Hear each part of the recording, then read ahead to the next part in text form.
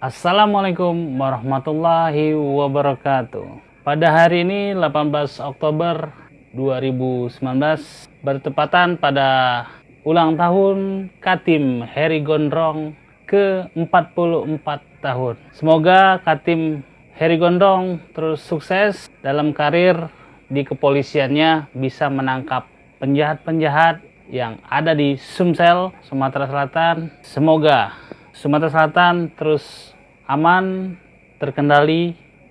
Kepada Katim Heri Gondrong, semoga panjang umur, sehat selalu, diberi kesehatan, dan bisa menangkap semua penjahat-penjahat di Sumatera Selatan. Happy birthday Katim Heri Gondrong, Jatanras Polda Sumsel, Sumatera Selatan. Salam pecah sikil dari Bintang TV.